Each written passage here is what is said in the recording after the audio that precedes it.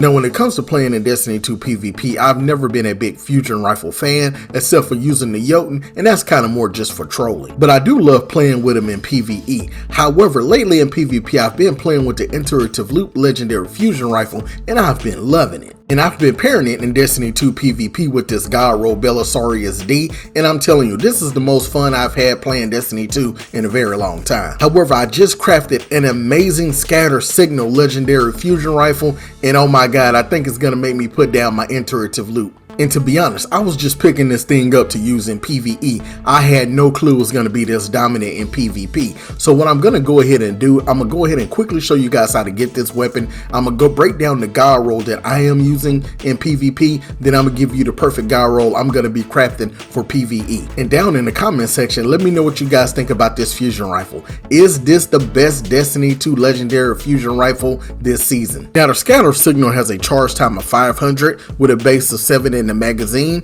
with a 69 base recoil direction, which it is a rapid fire frame, so it has deeper ammo reserve, slightly faster reload when the magazine is empty. And if you don't remember, rapid fire frames got a buff a few months ago, so they're really good now. Now, a lot of people have been using the Riptide rapid fire frame fusion rifle that you can get from playing Crucible, which is pretty good, but to me, I really don't like the perks that's on them. However, what I love about the Scatter Signal is that it's in the exact same slot as the Riptide, and it's a strand weapon, and it's also craftable with some amazing perks. So this is a seasonal weapon, so you can get this weapon by leveling up. So you just go speak the Riven to collect your weapon, and then you can also do Wish engram decoding. Also, this weapon has the new origin trait, Dragon's Vengeance.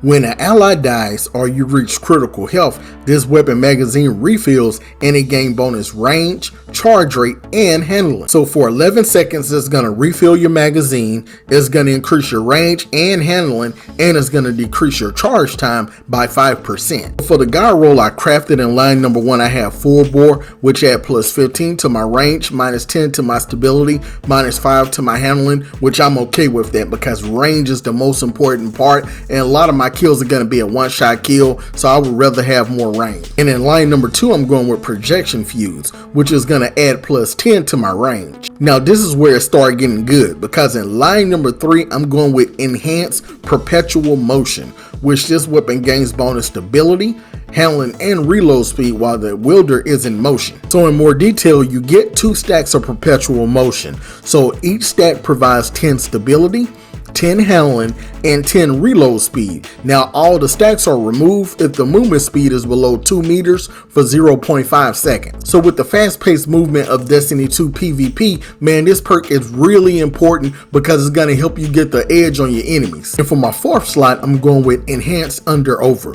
because it deals improved damage bonus to targets with overshields. So it deals a small amount of bonus to combatant shields. So in PvP, it adds 20% increase against players overshields, and for bodies against players with woven mail. Also, this weapon has the enhanced trait Kickstart. You gain bonus damage and charge rate during a slide and after sprinting for an improved duration. So upon sliding after a sprint for 1.5 seconds, you get 15% increased damage and 20% decreased charge time. And even though Bungie recently nerfed Kickstart, it still is an amazing trait. I love using it on my Iterative Loop. However, on my Scatter Signal, I have fallen in love with the Enhanced Under Over. That increased damage when someone has a shield is just second to none. You get a 20% bonus damage, and then also with this weapon trait, the Dragon's Vengeance, I also get increased range and also charge time as well. So man, this weapon really goes good with Under Over. And so when it comes to my PvP weapon damage with my God roll,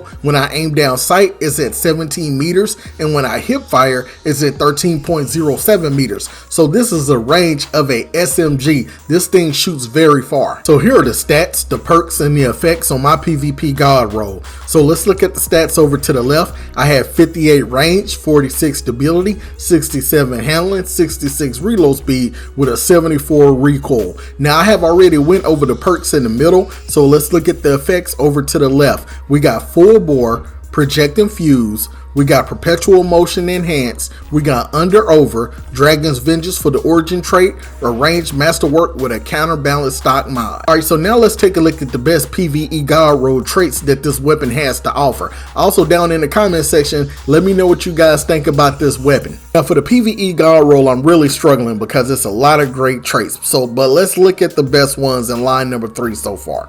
We got Overflow, which picking up special or heavy ammo, it loads this weapon from either further beyond normal capacity. Also, we have Surplus with substantially increased handling, reload speed, and stability for each fully charged ability. Also, guys, we have Encore. Final blows grant a stacking stability, range, and accuracy bonus to this weapon, and precision final blows grant more stacks, and then effect duration is improved. And then also we have Slice.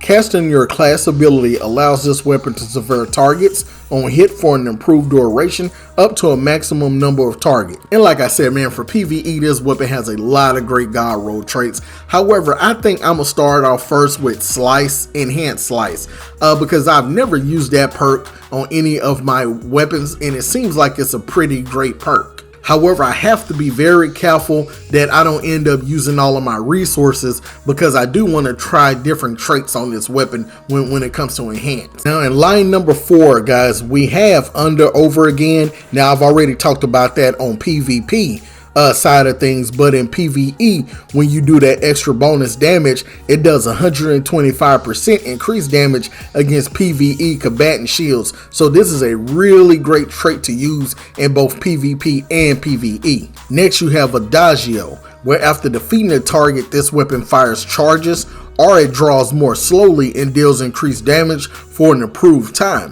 So upon a kill for 8 seconds, you get a 30% increase in damage, 20% longer firing delay charge time or draw time, and it adds plus 10 to your range. And if you got a bow or a shotgun, it only receives a 20% damage increase. And then lastly, we have Control Burst, which landing every shot in a burst grants this weapon increased damage and reduced charge time for an improved duration.